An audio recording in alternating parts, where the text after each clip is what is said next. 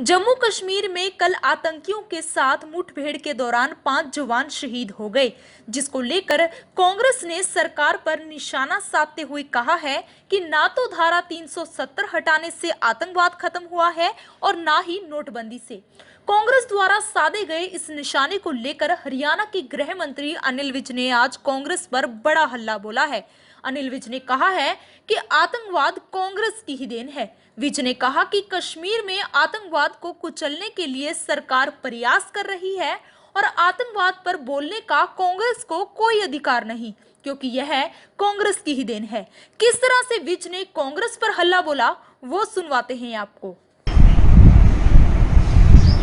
देखिए, कश्मीर में आतंकवाद को कुचलने के लिए सरकार भरसक प्रयास कर रही है और कांग्रेस को तो बोलने का अधिकार नहीं। कांग्रेस की तो ये देन है। ये जो इतने साल हमने आतंकवाद झेला वो कांग्रेस के राज में ही हुआ। अब सरकार पूरी ताकत लगाकर इन आतंकवादियों का फन कुचलने का प्रयास कर रही है। इसमें कोई आरोप प्रत्यारोप लगाने की बजाय सबको, क्योंकि देश की सुरक्षा का मामला है, इसमें सरकार के साथ खड़े होना चाहिए। लखीमपुर खीरी घटना में राज्य मंत्री के बेटे की गिरफ्तारी पर कांग्रेसी नेता राहुल गांधी ने कहा है, जब तक इस मामले में अजय मिश्रा को पद से नहीं हटाया जाएगा तब तक मामले में जांच प्रभावित होगी।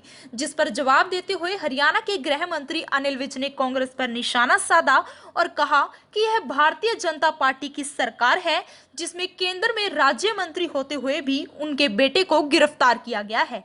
उन्होंने कहा कि 1984 में कांग्रेस के राज में सिख दंगे हुए थे, तब किसी के खिलाफ कोई कार्रवाई नहीं हुई। उन्होंने कहा कि हमारे राज में सब बराबर हैं और सरकार निष्पक्षता से कार्रवाई कर रही है। देखिए, ये भारतीय जनता पार्टी की सरकार है, जिसमें केंद्र में राज्य मंत्री होते हुए भी उनके पुत्र को गिरफ्तार किया गया है। कांग्रेस के राज में 1984 में सिख दंगे हुए थे और राजीव गांधी जी ने कहा था कि जब कोई बड़ा पेड़ गिरता है तो धरती हिला ही करती है। इन्होंने किस नेता को गिरफ्तार किया? किसके खिलाफ कार्रवाई की? हमारे राज्य में सब बराबर हैं और निष्पक्षता से सरकार कार्रवाई कर रही है।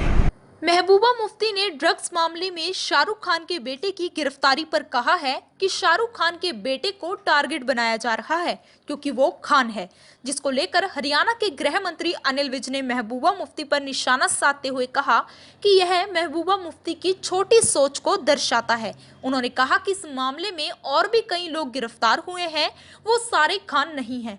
उन्होंने कहा कि बिना यह जाने कि कोई व्यक्ति कौन से धर्म का है और कौन सी जाति का है, जिस पर जो आरोप साबित होगा सरकार उस पर कार्रवाई करेगी। ये छोटी सोच को दर्शाता है। और भी काफी लोग गिरफ्तार हुए उसमें, सारे खान नहीं है। जिसके ऊपर जो आरोप साबित होता है, बिना ये जाने कि वो कौन से धर्म का है, कौन से जाति का है, कौन से क्षेत्र का है, सरकार कार्रवाई करे।